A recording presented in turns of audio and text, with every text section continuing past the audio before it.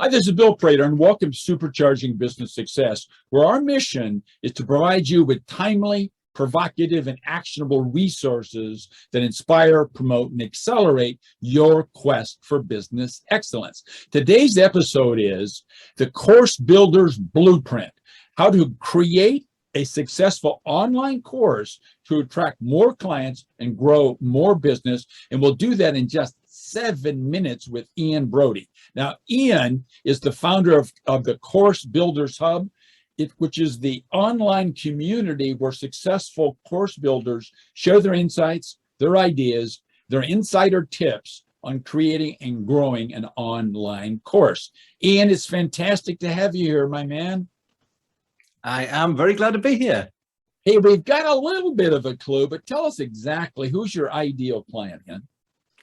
Well, as you probably guessed, it's people who want to build or to use an online course to either kind of supplement their face-to-face income, or perhaps eventually to fully replace that face-to-face income with perhaps a more stable and a more scalable revenue stream. But it's also people who want to kind of take it seriously, so who want to really learn how to do it right and how to really deliver and give value to their clients through online courses, rather than just people who say, oh, that's a good way of making a quick bit of money. That's not the people. It's people who want to really go for it. Now, your clients share a common problem, I would imagine. What is that problem they share that you solve for them, Ian? Well, typically I, and of course the other brilliant contributors to the Course Builders Hub, we really help people who are kind of stuck trying to create an online course to be able to create one, launch one, and then market one on an ongoing basis and grow it. And do it for normal people, for people in the real world. So you don't have to be a marketing expert or a social media guru to get it to work. This is stuff that pretty much everyone can do and succeed with. So switching a little bit to the kind of emotional side of things, what feelings, what symptoms are going on, and potentially in our listeners that would give them a signal it's time to reach out and talk to a professional like Ian and his community?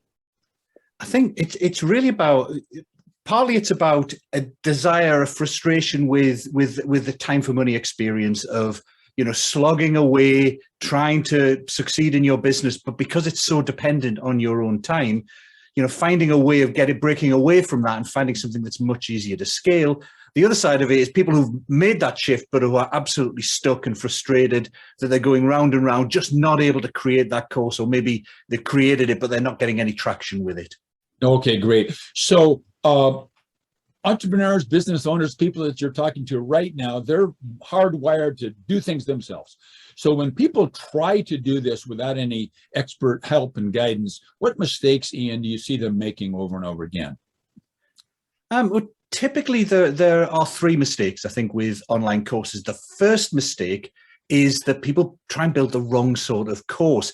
And that's understandable, because I think throughout our education system and through the jobs we get, all the training and learning we get tends to be about giving people and filling them full of information, or giving them skills for them to use in the future. So, you learn at school, how to read and write, so you can use that in the future, how to do maths, so you can add up numbers and don't mess up your finances. You might learn a topic so you can go to university about that, or you get a job and you learn some management skills to use as you progress through your career.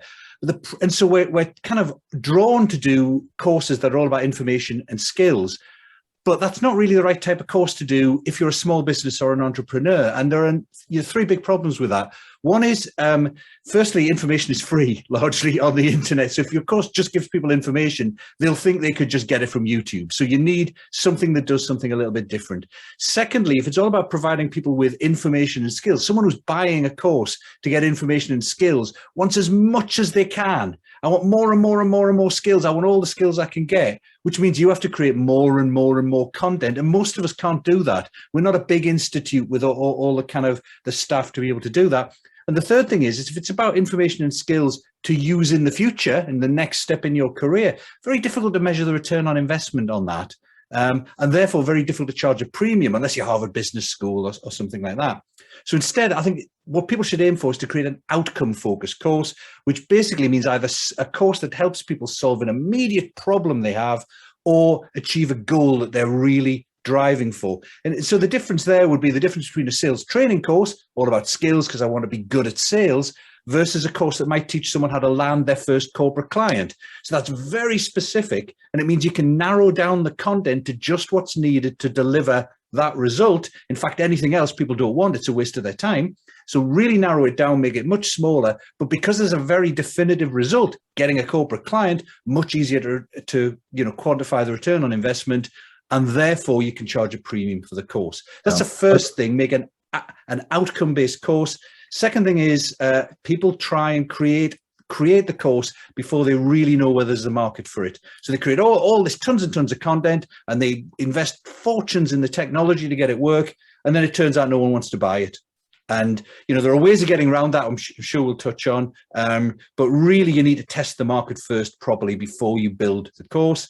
And the third thing is they put too much time and effort into building the course and launching it instead of evergreen marketing and evergreen sales. The reality is, in the real world, most sales of courses are made after it's launched, year in, year out, people buying it. In the online marketing world, everything's all about big launches and making lots of noise. But in the real world, for everybody else, most of the money is made on an ongoing basis from repeat customers or new customers coming in. And that's where you should be putting most of your marketing effort. I love that articulation. That was fantastic. So with all of that, those mistakes and that little mini tutorial, what's one single thing, Ian, that our listeners could do, maybe even today, that would really help them immensely? One single thing. If you are going to do an online course, the number one piece of advice I give that you can do, and it helps you get going fast, is to do a pre-sold paid pilot. So a pilot is kind of a stripped down version of your course, a minimum viable product that gets the result people are looking for, but it hasn't got all the bells and whistles. It hasn't got all the fancy technology. It just does what's needed. So focus on that rather than a full course. Paid, so people often do free pilots, but if you do a paid pilot, if you charge for it, maybe a good discount to encourage people to come on, it means firstly you establish whether there's really a market for it, because if you can't get enough people to buy a significantly discounted version of it, you're never going to get enough people to buy the full price version of it. And secondly, people treat the course differently if they paid for it. They give you real feedback on it because they want it, they need it. They're not just coming on because they're for your friends or because it's free. And pre-sold, sell it to people, offer it to people after you write an outline of what's going to be in it, not after you've created all the course. So just write the outline, figure out what's going to be in it, be confident you can deliver it, and then say, hey, I'm going to deliver this as we go along. Do you want to buy it? And you're going to get your most enthusiastic sales there. You're not going to get everyone, of course, but the most enthusiastic people, the people who really need it, are going to buy it if they can. And if not enough people buy it, don't go ahead and create the content. And then when you deliver it, you can do it either create the content as you go along week by week, or ideally, thing I prefer to do a live workshop, do a couple of live workshops to deliver the course. And then when it succeeds, you've got great testimonials, then you turn it into a proper course, and then you build the technology behind it. Okay, I love that. I love that paid pilot idea. Beautiful. So, Ian, I know you've got a beautiful free gift for people. So what's the valuable free resource? Where would they go on your website to get their hands on it?